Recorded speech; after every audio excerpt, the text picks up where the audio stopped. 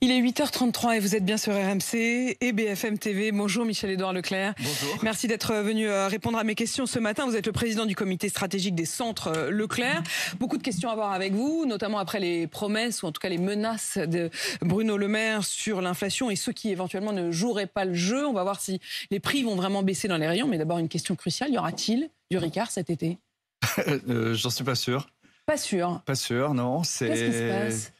C'est Ricard qui a décidé de ne livrer qu'à ceux qui cassent pas le marché. Donc, pour le moment, on négocie avec Ricard à travers toute l'Europe pour que les Français puissent avoir leur petite bouteille.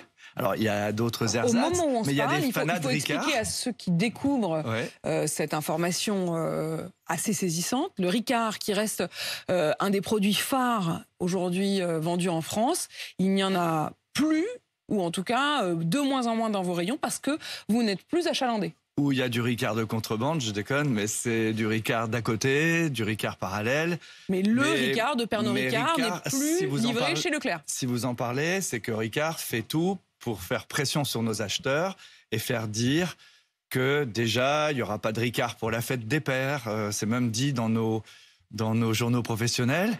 On va nous dire qu'il ne va pas y avoir de Ricard pour l'été si Leclerc ne cède pas. Ça fait partie du job d'un acheteur. Et aujourd'hui, le monde médiatique sert aussi de support. On véhicule des images. C'est-à-dire qu'eux disent que c'est vous qui ne leur achetez pas au prix. Oui. Et vous dites quoi alors? Ils disent simplement... Ils vous demandent trop d'argent? Qu'est-ce qui se passe? Non, ils disent simplement qu'on a tort de se priver de Ricard. Et nous, on dit à n'importe quel prix, on ne prend pas du Ricard. Ils vous demandent combien là, la bouteille? Bon, franchement, je ne bois pas de Ricard. Et je vais vous dire en plus, j'aime pas ça. Donc moi, je suis breton, je suis cidre. Non, mais là, honnêtement, même si vous aimiez ça, je pense que vous diriez que vous n'aimez pas ça. Non. Ça devient presque un argument. Non. Vous leur faites une contre-pub. Je suis pas tordu à ce moment-là. Non. J'aime pas les trucs anisés, tout ça. Mais donc attendez, vous vous en priverez très bien. Mais ma vie, c'est de travailler pour les autres. Mais donc, il est vrai qu'aujourd'hui, c'est un des produits avec le plus fort volume habituellement de vente. On est bien d'accord. Mais il y a des produits comme ça, comme le Coca-Cola, où c'est toujours très sioux d'entamer des négociations très fortes. Et en fait, ça vous montre aussi que c'est pas si simple de négocier. C'est probablement pas simple pour un petit industriel, mais même un grand distributeur qui a une obédience internationale. Nous sommes associés avec le groupe allemand Rewe, avec le groupe italien Coop Italia, avec des grands distributeurs de l'Europe du Nord, Ahold, Delhaize, qui sont aussi présents aux États-Unis. Malgré cette capacité d'échanger, cette centrale d'achat commune, Ricard, qui est le roi de la marge, qui est le roi du profit dans son secteur, volontiers peut se passer pendant un an de Leclerc. Après, ça finira tout ça chez l'arbitre, chez le médiateur. Mais dans un premier temps, je pense que l'industriel, là, veut montrer à Leclerc, mais aussi à Bruno Le Maire, qu'il a eu un temps pour négocier et qu'on ne vient pas le chercher dans l'entre-deux tours. Mais justement, on va y revenir parce que beaucoup plus largement, Bruno Le Maire, qui à ce même micro promettait que les prix allaient baisser, on va voir si c'est vraiment le cas. Mais si on reste sur ce cas d'exemple, ce cas d'école de Pernod Ricard et de ces bouteilles de Ricard qui, résultat, ne sont plus dans vos rayons, qui a le plus à perdre, eux ou vous? Je pense que Leclerc a plus à perdre, à ne pas avoir un Coca, un Ricard, à ne plus à perdre en chiffre d'affaires. Mais par contre, en crédibilité vis-à-vis des consommateurs, avoir du Ricard qui est trop cher, c'est pas bon non plus. Et donc, moi, je préfère qu'on reste, comme on dit, droit dans nos bottes. Nous sommes là pour servir les Français en leur mettant des bons prix. On n'est pas à la botte des industriels. Nous sommes des indépendants. Moi, je soutiens les acheteurs chez Leclerc qui font ce bras de force, qui ne cèdent pas, quand bien même il y a toute une pression sur eux. Il y aura d'autres boissons anisées, mais il n'y aura pas celle-là. Et peut-être que ça marchera. Je sens quand même des signes que... Alors eux, chez Pernod Ricard, ils disent qu'ils sont optimistes pour trouver un accord. Ouais, j'ai entendu ça hier soir aussi. Donc c'est pour ça que je m'étale pas plus là-dessus. D'ailleurs, vous en êtes aperçu qu'il n'y en avait pas, mais quand il y en avait vraiment plus. Mais ça fait 6 mois qu'on est en train de fighter avec Ricard. Et il y en a plein d'autres comme ça. C'est qui les autres? Bah si, allez-y, c'est le moment. Mais non, parce que c'est le moment aussi, grâce à l'ingérence de Bruno Le Maire, c'est le moment où tout le monde a peur d'être cité, justement. Donc, si on peut... Il y a des salariés derrière, il y a Ricard, des vous avez boîtes. fini par le faire parce que vous vous dites là, franchement, ils ne jouent pas le jeu, ils vont trop loin. On va essayer. Ils vous demandaient une augmentation de combien de pourcentage, vous avez une idée? Ouais, mais non, si on arrive au bout, c'est pas la peine de remettre sur la table. Donc c'était trop. Un bon négociateur ne se met pas forcément en scène. Ce qu'on veut, c'est du résultat. C'était inacceptable. C'était inacceptable. Oui, c'était franchement inacceptable. Ouais, ouais. Donc si ça marche, c'est parce qu'ils ont fait quand même un peu de chemin. Écoutez, nous sommes le premier distributeur français. Nous faisons le plus gros taux de croissance française. Nous sommes le distributeur le plus populaire.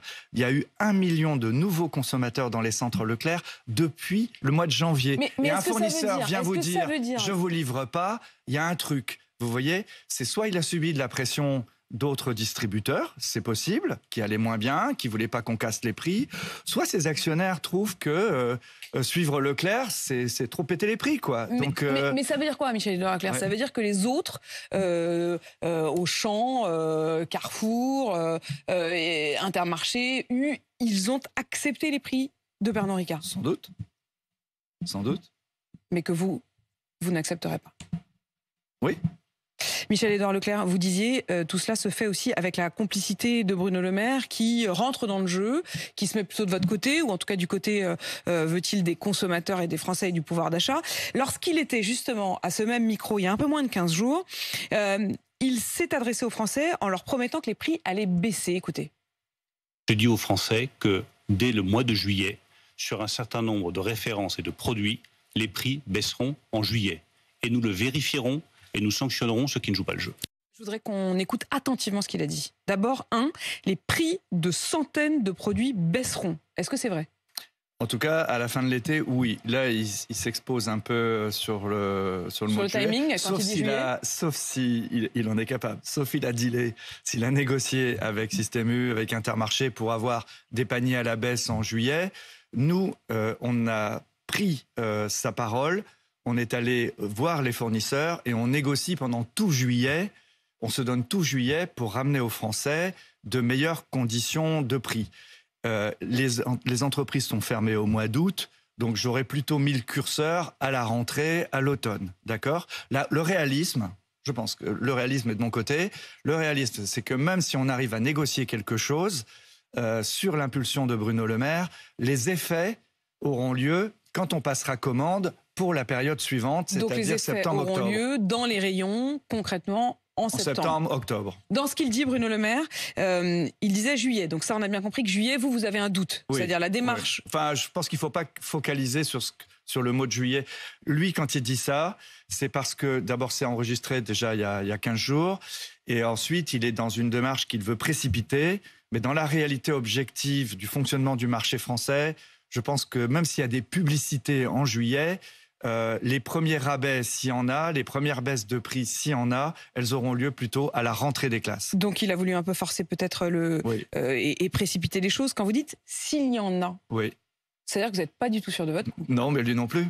Il bluffe, ou en tout cas il espère, ou il espère qu'en le disant, ça va se réaliser, quoi.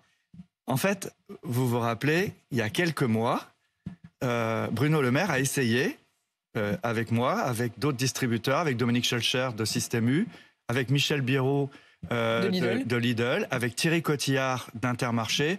Nous avons essayé de lutter contre un projet de loi qui s'appelait la loi Descrozaille, qui prolongeait des dispositifs inflationnistes. Qui interdisait un certain nombre de super promotions. Par exemple, pas de super promotion sur l'alimentaire, limitation des taux de promotion, limitation en masse de valeur par fournisseur, obligation d'avoir une marge minimale de 10% sur des produits alimentaires. 10% sur des produits alimentaires, aujourd'hui, ça ne fait pas de sens. Et la loi Descrozaille rajoutait à ça la limitation des promotions sur le non-alimentaire. Il était de notre côté.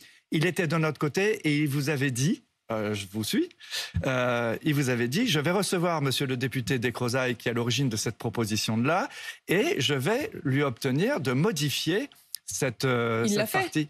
Il l'a reçu, il n'a pas obtenu satisfaction.